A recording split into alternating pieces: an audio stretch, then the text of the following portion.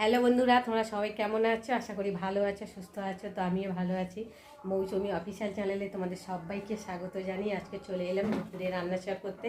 তো চলো আজকে আমি দুপুরে কি রান্না করছি তোমাদের সাথে সেটাই শেয়ার করব। দেখো, ডাল সিদ্ধ বসিয়েছি। ডালটা ভালো করে সিদ্ধ করে নিয়ে তারপরে ফোড়ন দেব। আর এখানটা দেখো কলা আর আলু কেটে রেখেছি, ভাজা করব। আর ভাত তো আগে হয়েই গেছে, পেঁয়াজ ঝেড়ে দিয়েছি। আর এখানটা ক্যাপসিকাম আর আলু আর একটা টমেটো আর কটা কাঁচা লঙ্কা কেটে নিয়েছি, ক্যাপসিকাম দিয়ে আলু দিয়ে তরকারি করব। তো চলো আমি কিভাবে করব সেটাই তোমাদের সঙ্গে আজকে শেয়ার। ক্যাপসিকাম আলু কিভাবে রান্না করব চলো। কড়া বসিয়েছি, কড়া গরম হয়েছে। আর এখন আমি কড়াতে তেল দেব। আর এখন ফোড়নে দেবো জিরে ফোড়ন দিয়ে তেলটা একটু ভালো করে গরম করে জিরেটা একটু ভালো করে ভেজে নেব।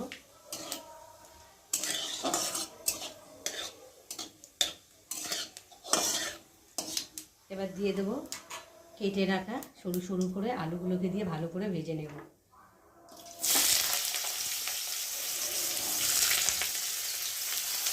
দেবো কটা কাঁচা লঙ্কা,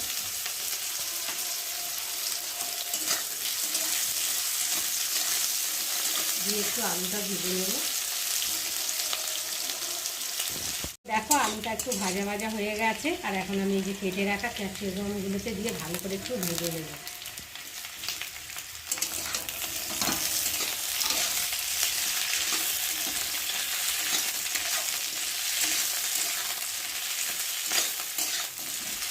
আর এর মধ্যে এখন আমি দিয়ে দেবো স্বাদ অনুযায়ী নুন,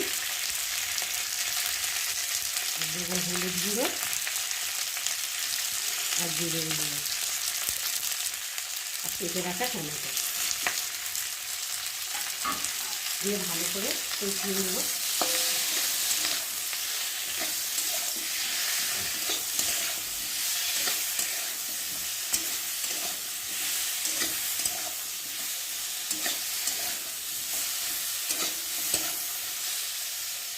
আর একটু ঢাকা দিয়ে ভালো করে একটু কষিয়ে নেব। তো দেখো আমি এখন ঢাকা দিয়ে কষাচ্ছি। তো এখন ঢাকাটা খুলে দেখবো কেমন হয়েছে।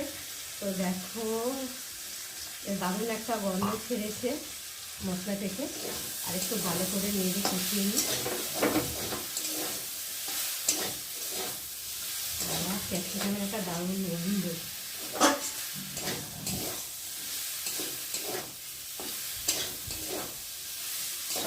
ভালো করে না কষালে তো খেতে ভালো লাগবে, যত কষাবে তত খেতে ভালো লাগবে, টেস্টে হবে।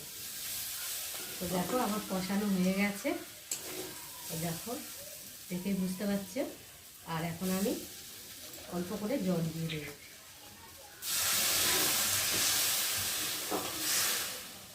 তরকারিটা একটু মাখা মাখা মতো হবে, তাহলে খেতে ভালো লাগবে।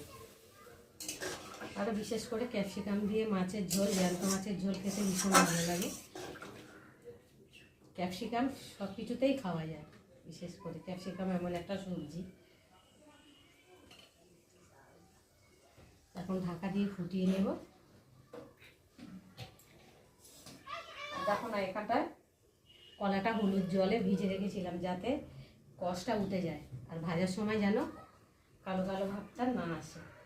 তো 10 মিনিট মতো ভিজিয়ে রেখে ধুয়ে নিয়েছিলাম। তার জন্য দেখো কলাগুলো একটু হলুদ হলুদ মতো হয়ে গেছে। আর এখন জল থেকে আমি কলাগুলোকে আর আলুগুলোকে তুলে নেব। তো আমার কলা ভাজা খেতে তো ভীষণ ভালো লাগে কালো জিরে ফোড়ন দিয়ে। তোমাদের কাদের ভালো লাগে কলা ভাজা খেতে আমাকে কিন্তু অবশ্যই কমেন্টে জানিও। কলা ভাজা তো এদিকে আবার পটি কষে যায়, খেতে ভালো লাগে কিন্তু পটি কষে যায়। কলা আমার যাতে দেবে তাতে খেতে ভালো লাগে। কলা মাছের ঝোল, কাঁচা কলা, পাকা কলা, যা কলা দেবে আমার খেতে ভীষণ ভালো লাগে। তো দেখো কলাগুলোকে আমি এখন তুলে নিয়েছি। আর কলাগুলো দেখো কিরকম হলুদ হলুদ ভাব, কালো ভাব হয়নি। তো মানে যে আয়রনটা বেরিয়ে গেছে। তো চলো আমি এখন তুলে রাখলাম। আর একটু ঢাকাটা খুলে নিয়ে দেব।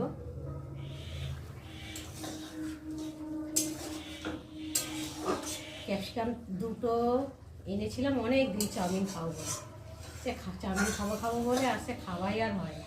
তো ভাবলাম আজকে ক্যাপসিকাম দিয়ে আলু দিয়ে একটা তরকারি বানিয়ে ফেলি, কেননা শুকিয়ে যাচ্ছে ক্যাপসিকামগুলো।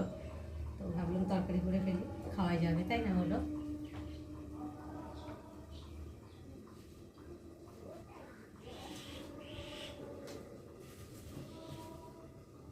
তোমাদের দাদাভাই ফুল এনেছে কবে, ফুলগুলো শুকিয়ে শুকিয়ে যাচ্ছে, আর এমনি ফুলগুলো খেতে ভীষণ মিষ্টি,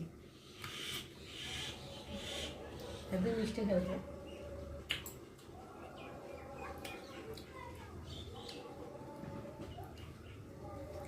চলো বন্ধুরা, আমি রান্না করে নিই, আবার তোমাদের সঙ্গে দেখা হবে।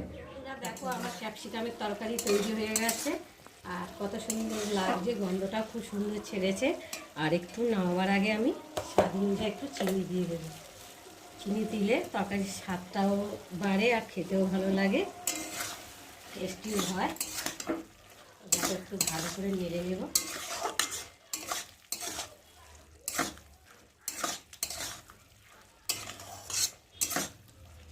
দেখো একদম মাখা মাখা মতো না করলে তো ভালো লাগবে না, নিরামিষ তরকারি তো।